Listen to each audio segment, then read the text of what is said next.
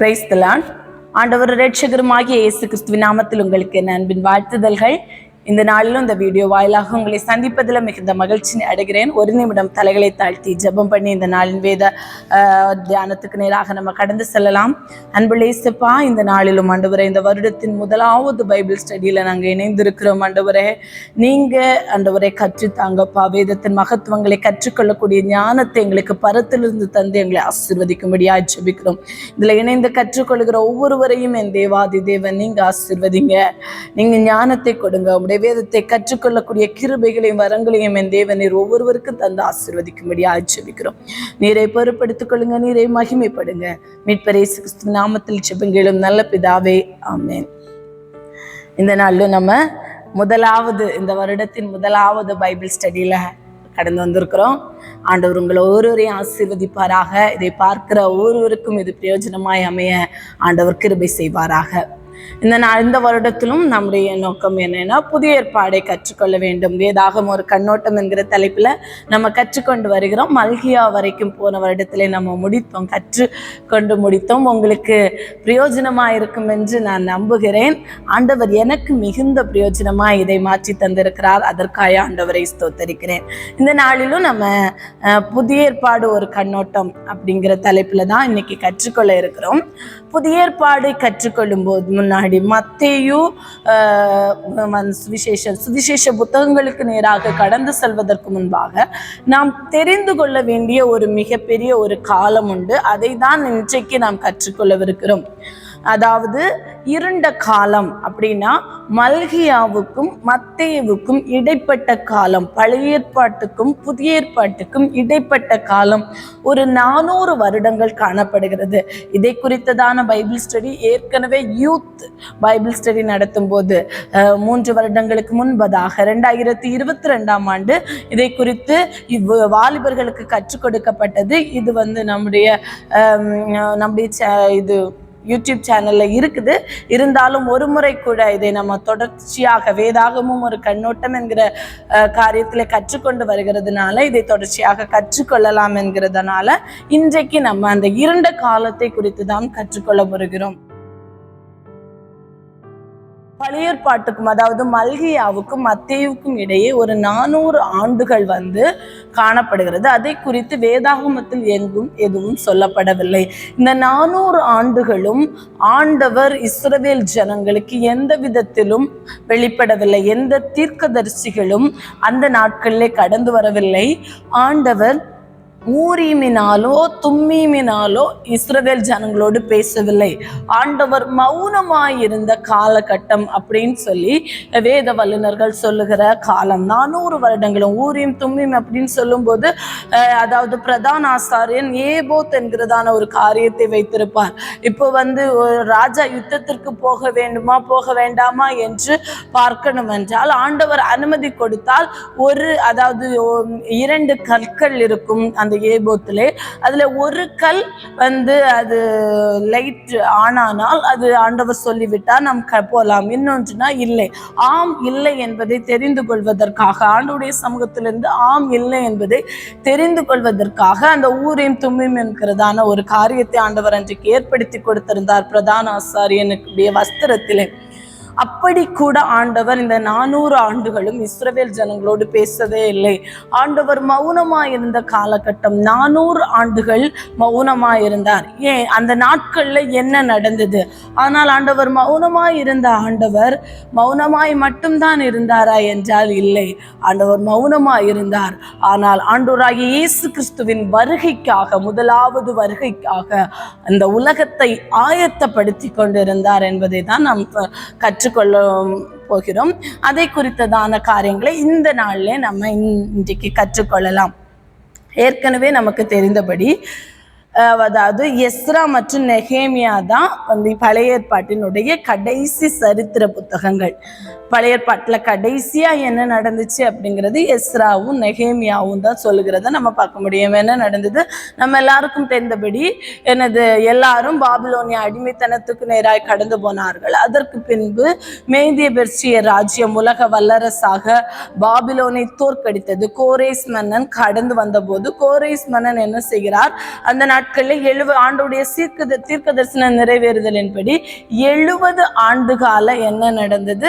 70 ஆண்டு கால யூதர்களின் இஸ்ரவேலர்களின் சிறையிருப்பு முடிவடைந்த பின்பு என்ன நடக்கிறது? பாபிலோனியர்கள், அதாவது பாபிலோனிய அடிமைத்தனத்தில் இருக்கிற இஸ்ரவேல் ஜனங்களுக்கு நீங்கள் திரும்ப போய் உங்களுடைய தேவாலயத்தை கட்டலாம் என்கிறதான அறிவிப்பு கிடைக்கிறது. அதை தொடர்ந்து செருபாபேல் தலைமையிலே ஒரு கூட்டம் ஜனங்கள் இங்கே எருசலேமுக்கு கடந்து வந்து எருசலேம் தேவாலயத்தை கட்டுகிறார்கள். இதை குறித்ததான காரியங்களை நம்ம எஸ்ரா, ஆகாய் மற்றும் சகரியா புத்தகங்கள் எல்லாம் நம்ம வாசிக்கிறோம். செருபாபேல் தலைமையில என்ன செய்கிறாங்க? ஆலயத்தை கட்டுகிறத நம்ம பார்க்கிறோம். அடுத்து இரண்டாவது கட்டமாக எஸ்ராவினுடைய தலைமையில ஒரு கூட்டம் கடந்து வருகிறது. நியாய பிரமாணத்தை ஜனங்களுக்கு கற்றுக் கொடுக்கிறார்கள். அதற்கு பின்பு நெகேமியாவின் தலைமையில ஒரு கூட்டம் ஜனங்கள் கடந்து வருகிறார்கள். கட்டுகிறார்கள். இதுதான் பழைய ஏற்பாட்டின் சரித்திரம் கடைசி. பழைய ஏற்பாட்டுல சரித்திரம் இப்படிதான் முடிவடைகிறது. நெகேமியா அலங்கத்தை கட்டுகிறார். திரும்ப மல்கியா தீர்க்கதரிசி வருகிறார். மல்கியா மார்க்க, அதாவது யூத மார்க்க சீர்திருத்தத்துக்காக ஆண்டவருடைய வார்த்தைகளை தீர்க்க தரிசனங்களை அறிவிக்கிறார். இதோடு மல்கியாவோடு இந்த அதாவது சரித்திர புத்தகம் முடிவடைகிறது. பழைய ஏற்பாட்டின் சரித்திரம் முடிவடைகிறது. அதற்கு பின்பு என்ன நடந்தது அப்படின்னு பார்த்தோம்னா, இதற்கு பின்பு ஆண்டவர் இஸ்ரவேல் ஜனங்களோடு பேசவே இல்லை. அந்த நாட்கள்ல பெர்ஷியர்கள் ஆட்சி செய்து கொண்டிருக்கிறார்கள். பெர்ஷியர்கள் என்ன சொன்னார்கள் என்றால், இஸ்ரவேல் ஜனங்களுக்கு யூதேய தேசத்துக்கு போகிறதற்கு அனுமதி கொடுத்தார்கள். அவர்கள் எருசலேம் தேவாலயத்தை கட்ட அனுமதி கொடுத்தார்கள். ஆனால் உங்களுக்கு என்று தனி தலைவர்களையோ ராஜாக்களையோ ஏற்படுத்தி கொள்ளக்கூடாது. பெர்ஷிய ராஜாங்கத்தின் கீழாக இருந்து நீங்க உங்க சொந்த நாட்டுல உங்க ஆலயத்தை கட்டலாம், நீங்க உங்க மதத்தை வழிபடலாம். இப்படிப்பட்டதான அறிவிப்பு தான் பெர்ஷியர்கள் கொடுத்தார்களே தவிர, அவர்களை முழுவதுமாக நீங்க என்ன செய்யலாம்?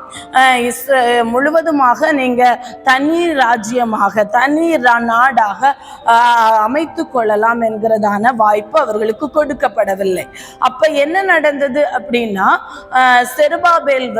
செருபாபேல் யார் அப்படின்னு பார்த்தோம்னா, அந்த நாட்கள்ல ஒருவேளை பாபிலோனிய அடிமைத்தனத்துக்குள்ளாக போகாவிட்டால் தாவீதின் வம்சாவளியில் வருகிற ராஜா செருபாபேலா இருந்திருக்க கூடும். என்றால் தாவீதின் வம்சாவளியில் வருகிற ஒருவர் தான் இந்த செருபாபேல். அதாவது பாபிலோனிய அடிமைத்தனத்துக்கு நேராக இஸ்ரவேல் ஜனங்கள் போகாதிருந்திருந்தால் செருபாபேல் தான் அந்த நாட்களிலே ராஜாவா இருந்திருக்க கூடும். ஆனால் இந்த பெர்ஷிய அடிமைத்தனத்துல இப்பொழுது பாபிலோனியர்களுக்கு அப்புறமாக பெர்ஷியர்கள் வருகிறார்கள். இப்பொழுது பெர்ஷிய அடிமைத்தனத்தில் இஸ்ரவேல் இருப்பதினால கண்டிப்பாக செருபாபேல் ராஜாவாக இருக்க முடியாது. ஏனால் அவர்கள் அதற்கு அனுமதி கொடுக்கவில்லை. ஆனால் தேவாலயத்தை கட்ட அனுமதி கொடுத்தார்கள்.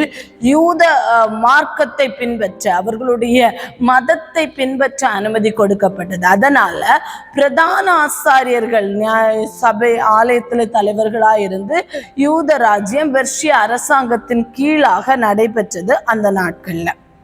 அப்படிதான். அதாவது யூத மார்க்கத்தை மட்டும் வழி நடத்தணும்னா யார் இருந்தான்னா பிரதான ஆசாரியர்கள், லேவியர்கள், இவர்களுடைய தலைமையில யூத ஜனங்கள் இருந்தார்கள். இவர்கள், அதாவது மேலான அதிகாரம் யார்கிட்ட இருந்ததுன்னா பெர்ஷியர்கள்ட்ட தான் இருந்தது. இந்த நாட்களிலேயும் எல்லா யூதர்களும் பாபிலோனிய அடிமைத்தனத்துக்கு போன, அதற்கு முன்பாக 10 கோத்திரங்கள் அடிமைத்தனத்துக்கு போனார்கள். இவர்கள் எல்லாரும் தங்கள் சொந்த நாட்டுக்கு இஸ்ரவேல் தேசத்துக்கு கடந்து வரவில்லை. ஒரு சில சிறு கூட்டம் மட்டும்தான் என்ன செய்தார்கள்?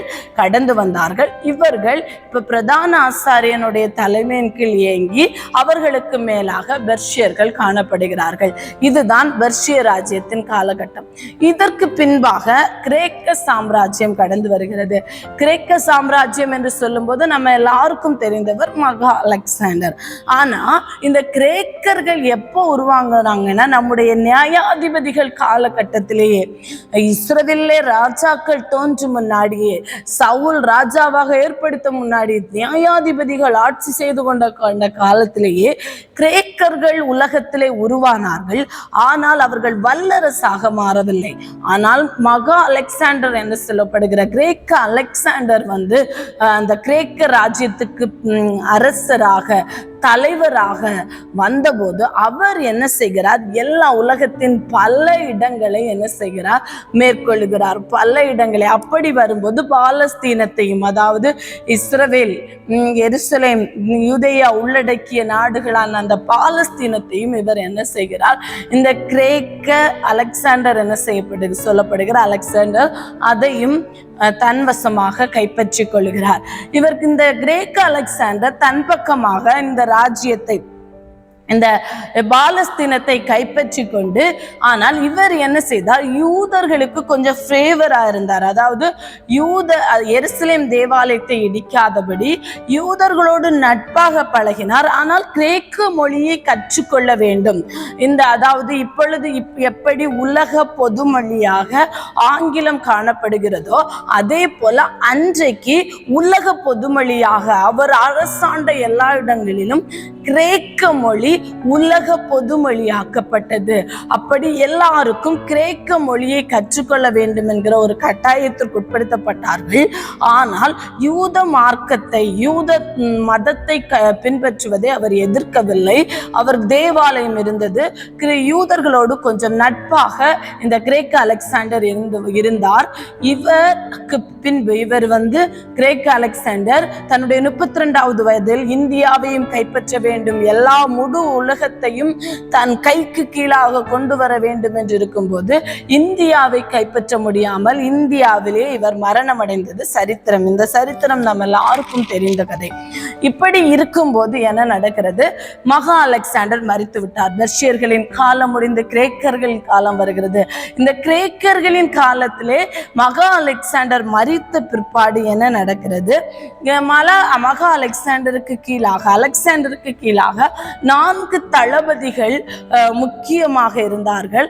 அவர்களுக்கு இந்த அலெக்சாண்டர் ஆளுகை செய்த இடங்கள் எல்லாம் என்ன செய்யப்படுகிறது? பிரித்து கொடுக்கப்படுகிறது. அதுலதான் முக்கியமா 4 பேர் யாரெல்லாம்? தாலமி, செலுக்கஸ், காஷண்டர், லிசிமாக்கஸ். தாலமி, செலுக்கஸ், காஷண்டர், லிசிமாக்கஸ். இந்த யூதேயா தேசம், யூதர்கள் யாருக்கு பின்னாக கடந்து வருகிறார்கள் என்றால் தாலமியர்கள் என்று சொல்லப்படுகிற அவர்களுக்கு கீழாக இந்த யூதேயா தேசம், பாலஸ்தீனம் கடந்து வருகிறது. இந்த தாலமியர்கள் சொல்லுகிறவர்கள் என்ன செய்தார்கள்? ஆட்சி செய்யும் போது யூதர்களை ரொம்ப பட்சமாய் ரொம்ப நல்லாவே நடத்தினாங்க. அவங்க என்ன செய்யறாங்க? எபிரேய பழைய ஏற்பாடு இருந்துச்சுல, அவங்களோட எபிரேயர்களுடைய பழைய ஏற்பாடை, நியாயப்பிரமாண புஸ்தகத்தை என்ன செய்கிறாங்க? கிரேக்க மொழியில மொழிபெயர்க்கிறார்கள். காரணம், நான் ஏற்கனவே சொன்னபடி கிரேக்க மொழி உலக பொதுமொழியாக்கப்பட்டது. அப்படி இருக்கும்போது பின்வரும் சந்ததிகளுக்கு, யூதர்களில் பின்வரும் சந்ததிகளுக்கு ஹீப்ரு தெரியாம போயிடுச்சு. ஹீப்ரு மொழி மறைந்து போய்விட்டது அப்படின்னு சொல்லலாம். அதனால இப்ப நியாயப்பிரமாண புஸ்தகம், யூதர்களுடைய பைபிள், தனக்கு என்கிறதான அவர்கள் பழைய ஏற்பாடு மல்கியா வரைக்கும் அடங்கி இருக்கிறதான அந்த வேதாகமத்தை அவர்கள் கற்றுக்கொள்ள வேண்டும் என்கிற கட்டாயத்துக்கு அவர்கள் கற்றுக்கொள்ள வேண்டுமானால் கிரேக்க மொழியில் மொழிபெயர்க்க வேண்டும் என்கிற கட்டாயத்துக்கு உட்படுத்தினார்கள். இன்றைய நாட்களிலே நம்ம எல்லாருக்கும் தெரிந்த பல பின்சந்திகளான பிள்ளைகளுக்கு என்ன தெரியாது? தமிழ் தெரியாது. அதனால நம்ம ஆங்கிலத்திலேயே வேதாகமத்தை கற்றுக் கொடுக்க வேண்டிய கட்டாயத்திற்கு உட்படுத்தப்பட்டது போல அந்த நாட்களிலே கிரேக்க மொழியில் உள்ள வேதாகமம் இருந்தால்தான் வேதாகமத்தை கற்றுக்கொள்ள முடியும் என்கிற ஒரு கட்டாயத்தில் வந்ததுனால தாலமியர்கள் வந்து யூதர்களுக்கு பட்சமா இருந்ததுனால அந்த நியாயப்பிரமாண புத்தகத்தை வந்து மொழிபெயர்க்கிறார்கள். அதாவது அவர்களுடைய பழைய ஏற்பாட்டை, கிரேக்க ஹீப்ரு மொழியில் எழுதப்பட்ட நமக்கு இருக்கிற இந்த பழைய ஏற்பாட்டை என்ன செய்கிறார்கள்? கிரேக்க மொழியில் மொழிபெயர்த்து, அதுதான் செப்டுஜின்ட் அப்படின்னு சொல்லப்படுகிறதான இந்த கிரேக்க மொழியில இந்த வேதாகமம் மொழிபெயர்க்கப்படுகிறது. இப்ப இந்த நாட்கள்ல என்ன நடக்கிறது, பிரதான ஆசாரியர்கள் அதாவது யூதர்களுக்கு ரொம்ப ஒரு ஃபேவரான நாட்கள். அப்படி இருக்கும்போதுதான் இந்த நாட்கள்ல பிரதான ஆசாரியர்கள் என்ன செய்கிறார்கள், யூத மார்க்க தலைவர்களா இருக்கிறாங்க. அந்த நாட்கள்லே தான் சனகரிப் என்று சொல்லப்படுகிற ஒரு அமைப்பு உருவாக்கப்பட்டது. அதாவது மேலான அதிகாரத்துல யார் இருப்பாங்க, தாளமியர்கள் என்று சொல்லப்படுற மேலான அதிகாரத்துல இருக்கிறவங்க இருப்பாங்க. ஆனா யூத மார்க்கத்தை வழி நடத்த பிரதான ஆசாரியர்கள் இருந்து ஒரு சனகரிப் என்கிறதான ஒரு ஆலோசனை சங்கம் தொடங்கப்பட்டு இவர்களுடைய காரியங்கள் என்ன செய்கிறார்கள், நேர்த்தியா நடந்தது. இந்த ஆலோசனை சங்கத்துக்கு, இந்த சனகரிப் என்கிறதான சங்கத்திற்கு இதை குறித்தெல்லாம் நாம் புதிய ஏற்பாட்டில் கற்றுக்கொள்கிறோமே, இதெல்லாம் இந்த நாட்களில் தொடங்கப்பட்டது. சனகரிப் என்கிறதான சங்கத்திற்கு பிரதான ஆசாரியன் தலைவராயிருந்து இப்படி செயல்பட்டு கொண்டு வருகிறது. இப்படிப்பட்ட நாட்களிலே செலுக்கியர்கள் என்ன செய்கிறார்கள், மேற்கொள்கிறார்கள். அதாவது இந்த செலுக்கஸ் என்று சொல்லப்படுகிற, அதாவது தலாமியர்களை மேற்கொண்டு அவருடைய அலெக்சாண்டருடைய படையிலே இருந்து அந்த செலுக்கஸ் என்கிறவருடைய வழியில் அவர்கள் ஆட்சி செய்த அவர்கள் என்ன செய்கிறார்கள், இந்த தாளமியர்களை மேற்கொண்டு இந்த பாலஸ்தீனத்தை, யூதேயாவை அவர்களுடைய கண்ட்ரோலுக்கு கீழே கொண்டு வராங்க. இந்த கண்ட்ரோலுக்கு கீழே கொண்டு வரும்போது அந்த நாட்களிலே வந்தவர் தான் இவர்கள் என்ன செய்யறாங்க, யூதர்களை இவர்களுக்கும் என்ன செய்யாது, சுத்தமா ஆகாம போயிடுச்சு. ரெண்டு பேருக்குமே, யூதர்களுக்கும் இந்த செலுக்கியர்களுக்கும் ஆகாம போயிடுச்சு. இவர்கள் கிரேக்க கலாச்சாரத்தை புகுத்துறாங்க. கிரேக்க கலாச்சாரத்தை புகுத்தும் போது கிரேக்க தெய்வங்களை வழிபட வேண்டும் என்று இவர்களுக்கு ரொம்ப கொடுமைப்படுத்துறாங்க. அப்படி கிரேக்க கலாச்சாரத்தை இந்த யூதர்கள் மத்தியில புகுத்தும் போது ஒரு சில யூதர்கள், ஏன்னா நாம ஒரே தெய்வமாகிய யெகோவா தெய்வத்தை ஆராதிக்கிற நாம கிரேக்க தெய்வத்தை வழிபடக்கூடாது என்று ஒரு சில யூதர்கள் என்ன செய்யறாங்க, எதிர்த்து நிற்கிறாங்க. ஒரு சிலர்கள், அதாவது இதே லேவியர்கள், ஆசாரியர்கள் என்ன செய்யறாங்க, எப்படியாவது நம்முடைய எதை காப்பாற்ற வேண்டும், நம்முடைய தலைமைத்துவத்தை காப்பாற்ற வேண்டும், அதனால எதை வேண்டுமானாலும் உள்ளே கொண்டு வரலாம் என்று அதிகாரத்துக்கு உட்பட்டு போகிற ஒரு சில யூதர்கள் என்ன செய்கிறார்கள், அதை ஆதரிக்கிறார்கள். இப்படி இதை எதிர்த்தவர்கள் கிரேக்க செலுக்கியர்களின் ஆட்சி காலத்தில் கிரேக்க கலாச்சாரத்தை எதிர்த்து அதை கொண்டு வரக்கூடாது என்று சொன்ன ஆசாரியர்கள் தான் பரிசேயர்கள் என்று பின்னாட்களில் அழைக்கப்பட்டார்கள். அது இல்லை, பரவாயில்ல, அது வந்த காரணம் இவர்களுக்கு.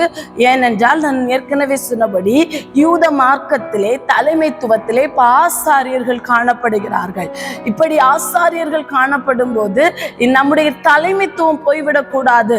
அதனால மேல் அதிகாரத்தோடு இருக்கிறவர்கள் யாரா இருந்தாலும், அவர்கள் எதை சொன்னாலும், எப்படிப்பட்டவர்களா இருந்தாலும் அவர்களோடு ஒத்து உத வேண்டும் என்கிற கொள்கையோடு ஒரு சில ஆசாரியர்கள் காணப்பட்டு கலாச்சாரத்தை உள்ளே ஆதரித்தார்கள். அவர்கள்தான் சதுசேயர்கள் என்று பின்னாட்களிலே அழைக்கப்பட்டவர்களாய் காணப்படுகிறார்கள். பரிசேயர்கள், சதுசேயர்களை குறித்து அடுத்த நாட்களே நாம் இன்னும் தெளிவாக கற்றுக்கொள்ளலாம். இந்த நாட்களிலே உருவானவர்கள் தான். பழைய ஏற்பாட்டிலே பரிசேயர்களோ சதுசேயர்களோ காணப்படவில்லை. ஆனால் புதிய ஏற்பாட்டிலே பரிசேயர்கள், சதுசேயர்கள் என்கிறதான கூட்டம் வந்ததே அது இந்த காலகட்டத்தில், இந்த செலுக்கியர்களின் காலகட்டத்திலே உருவானவர்கள். இப்படி ஆட்சி செய்து கொண்டு போது, செலுக்கியர்கள் ஆட்சி செய்து கொண்டு இருக்கும்போது அந்தியோகஸ் எபிபெனஸ் என்கிறதான ஒரு ராஜா வருகிறார். அவர் என்ன செய்கிறார், அவர் யூதர்களை ரொம்ப கொடுமையாக வழி நடத்துகிறார். தன்னை கடவுளின் நிலைக்கு உயர்த்தி என்னை தான் எல்லாரும் வணங்க வேண்டும் என்று சொல்லி அவர்களை கட்டாயப்படுத்துகிறார். அதை எதிர்த்து நிற்கிற யூதர்களை என்ன செய்கிறார், ரொம்ப தீவிரமாய் அவர்களை கொடுமைப்படுத்துகிறார். அவருடைய மத சடங்குகள், அவர்களுடைய ஆசாரங்களை எல்லாம் அழிக்க நினைச்சு இவர் என்ன செய்கிறார், தேவாலயத்துல தகன பலி செலுத்துகிற இடத்துல, எருசலேம் தேவாலயத்துல சியாஸ் என்கிறதான கிரேக்க தெய்வத்தை கொண்டு வந்து நிறுத்தி அதற்கு பலி செலுத்தும்படியாக எல்லாரையும் கட்டாயப்படுத்துகிறார். வஞ்சியை தேவாலயத்திலே பலி செலுத்தி தேவாலயம் முழுவதுமாய் தீட்டுப்படுத்தப்பட்டது. இதை பொறுக்க முடியாத யூதர்கள் என்ன செய்கிறார்கள், யூதர்கள் மக்கபியஸ் என்கிறதான ஒருவருடைய தலைமைக்குள்ள என்ன செய்கிறாங்க, இவரை எதிர்க்கிறாங்க. அந்தியோகஸ் எபிப்பனஸை செலுக்கியர்களை எதிர்க்கிறாங்க. இவர்களுக்குள்ளாக ஒரு போராட்டம், ஒரு போர் மூழ்கிறது. அதிலே திரும்ப அதாவது மக்கபியஸின் தலைமையில் சேர்ந்த யூதர்கள் வெற்றி கொள்கிறார்கள். இதை தான் மக்கபேயர் புரட்சி என்று நாம் அழைக்கிறோம். இந்த மக்கபேயர் புரட்சியை குறித்ததான காரியங்கள் எல்லாம் நம்முடைய ஆர்சி பைபிள்ல கொடுக்கப்பட்டிருக்கும். நம்முடைய வேதாகமத்திலே தள்ளுபடி ஆகமங்களாக அது தள்ளப்பட்டு அது இதை குறித்ததான காரியங்கள் நம்முடைய வேதாகமத்தில் இல்லை. ஆனால் இதெல்லாம் சரித்திரத்திலே நடந்தது. இப்போ இந்த செலிக்கியர்களுக்கு நேராக மக்கபியர்கள், அதாவது மக்கபியஸின் தலைமையிலே எதிர்த்து போரிட்டு வெற்றி கொள்கிறாங்க. வெற்றி கொள்றதுக்கு அப்புறம் ஹாஸ்மேனியர்கள் என்கிறதான இன்னொரு அமைப்பினர் யூதர்களை ஆட்சி செய்கிறாங்க.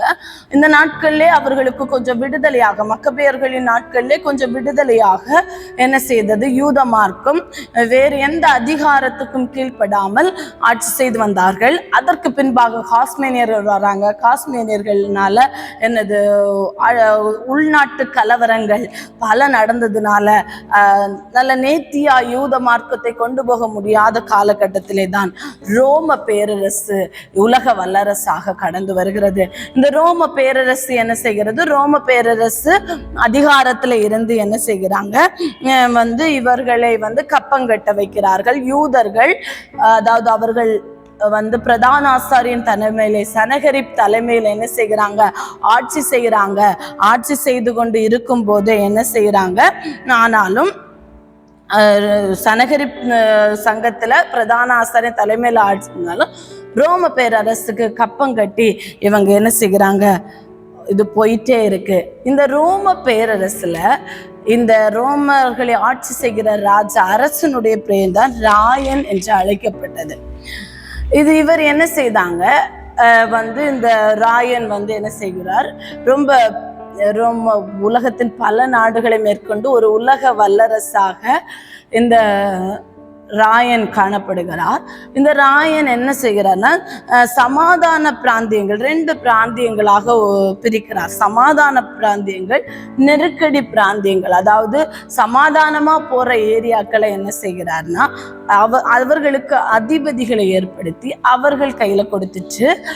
நெருக்கடி கொடுக்கிறவங்க, அடிக்கடி யுத்தத்துக்கு கடந்து வரவங்க ராயனுடைய தலைமையின் கீழே அவர்களை என்ன செய்கிறாங்க, ஆட்சி செய்யங்கிற மாதிரி வைக்கிறாங்க.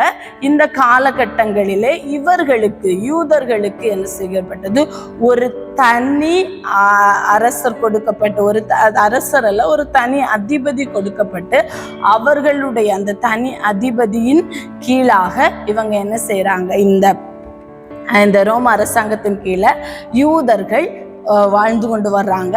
ஒவ்வொருவராக கடந்து வர்றாங்க. ஜூலியஸ் சீசர் வர்றாரு, அவர் நாட்களிலும் சரி, ஆண்டனி என்கிறதான அவருடைய நாட்களிலும் சரி, யூதர்கள் தனி நாடாக பிரதான ஆசிரியன் தலைமையிலே, சனகரிப் சங்கத்தின் தலைமையிலே யூதர்கள் தனி நாடாக எனது ரோம பேரரசுக்கு கப்பம் கட்டி கொண்டு ரோம அதிகாரத்தின் கீழாக வாழ்ந்து கொண்டிருக்கிற நாட்களிலே தான் இவர்களுக்கு இந்த யூதேயா நாட்டிற்கு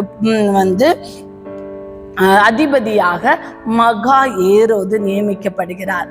இந்த மகா ஏரோது என்ன செய்கிறார் என்றால், இவர் எப்படியாவது யூத மக்களின் நன்மதிப்பை பெற்றுக்கொள்ள வேண்டும், ஏதாவது செய்து இவர்களை தன்வசமாய் வைத்துக் கொள்ள வேண்டும் என்கிறதுக்காக யூத குலத்தோட சம்பந்தம் கலந்து என்ன செய்கிறார், செருபாபேல் கட்டின தேவாலயத்தை திரும்ப என்ன செய்கிறார், புதுப்பித்து கட்டுகிறார். அதுதான் ஏரோது கட்டின ஆலயம் என்று சொல்லி இயேசு கிறிஸ்துவின் நாட்களிலே இருந்த அந்த தேவாலயம் ஏரோது ராஜாவால், அதாவது ரோம பேரரசாக அதிபதியாக நியமிக்கப்பட்டு, இந்த யூதேயா நாட்டிற்கு அதிபதியாக நியமிக்கப்பட்ட இந்த மகா ஏரோது என்ன செய்கிறார், இந்த ஆலயத்தை புதுப்பித்து கட்டுகிறார். அப்புறம் என்ன செய்கிறார், ரோம பேரரசுக்காக நிறைய காரியங்கள் செய்கிறார். பக்கத்தில் இருக்கிற பாலஸ்தீனத்தின் பக்கத்து நாடுகளை எல்லாம் போரிட்டு அதையெல்லாம் ரோம ராஜ்யத்துக்கு நீராக கொண்டு வர்றதுனால இவருக்கு ஏரோதுக்கு ரோம அரசுனால நல்ல ஒரு மதிப்பு கிடைக்குது. அதனால இவர் என்ன செய்கிறாங்க, பாலஸ்தீன பகுதிக்கு இவரை மன்னனாக முடிசூட்டி, ஏரோதுவ மன்னனாக முடிசூட்டி வருகிறார்.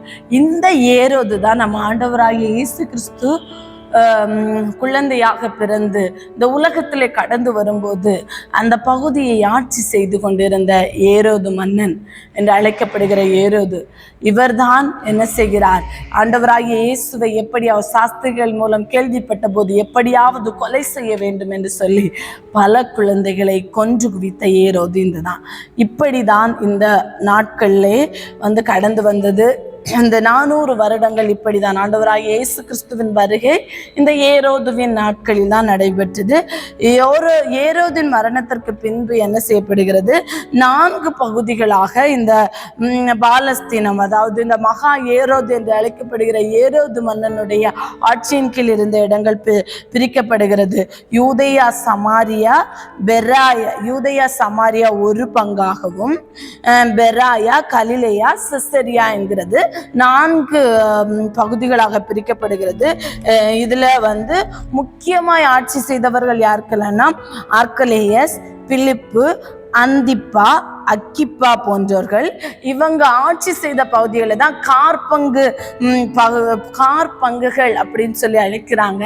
இதுதான் கார்பங்கு தேசாதிபதிகள். இவர்களை தான் இந்த 4 பகுதிகளையும் ஆட்சி செய்தவர்களை தான் கார்பங்கு தேசாதிபதிகள் என்று சொல்லப்படுகிறது. இதுதான் வேதத்திலே நம்ம கார்பங்கு தேசாதிபதிகள் என்று சொல்லுகிறோம்.